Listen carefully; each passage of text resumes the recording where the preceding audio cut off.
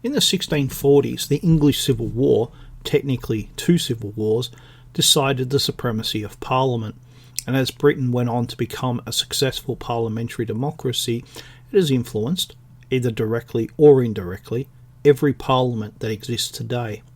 After the Glorious Revolution of 1688, a system of checks and balances were introduced into the British Constitution.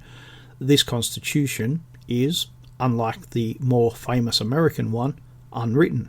It divides power between three different institutions: the Crown, Parliament, and the judiciary.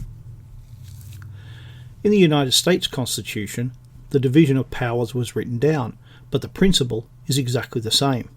Each branch of the government provides a series of checks and balances upon the other two branches.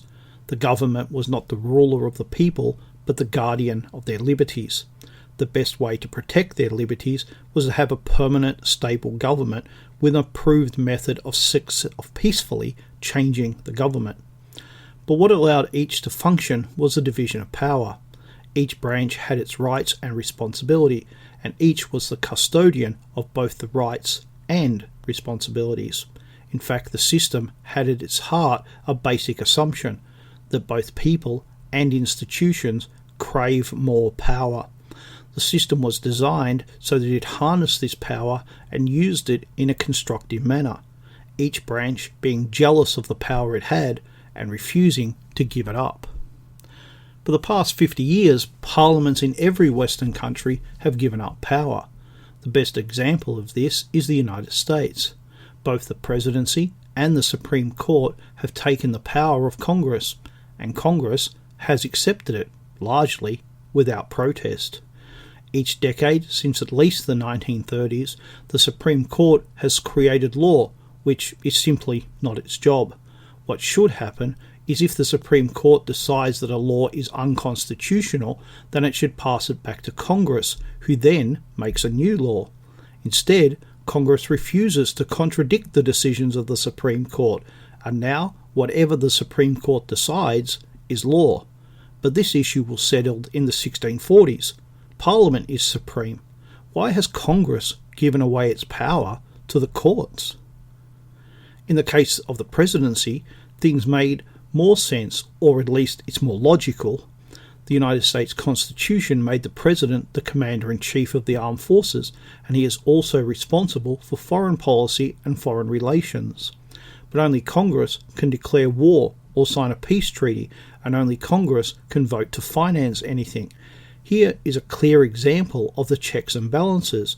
But how could the President threaten war if everyone knows he doesn't have that power? Because if he cannot threaten war, it shows that he is weak, that the United States is weak, and that can have serious consequences. So that Congress began to give the President the ability to threaten war, and in time to wage war, all without the authority of Congress. It's not constitutional, but it is logical, even if you don't agree with it. But the Congress also gave its power away to other bodies that were not in the Constitution, the United Nations being the most powerful of these, although not the only one. In fact, this started in the 1800s when governments, not just the United States, began to sign up to international courts and tribunals, mostly concerned with settling maritime issues or minor territorial disputes. When created, the British and American constitutions were about what the government was allowed to do, but today, unless it says the government cannot do something, then it can.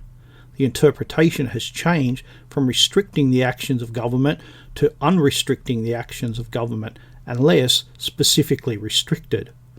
When you look at other countries, you see the exact same thing happening.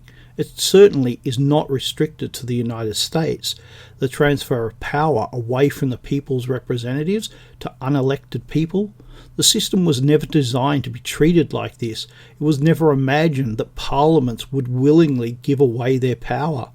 But maybe that's the answer. Parliament is supposed to be where the people have power, and the weaker Parliament is, the weaker the people are.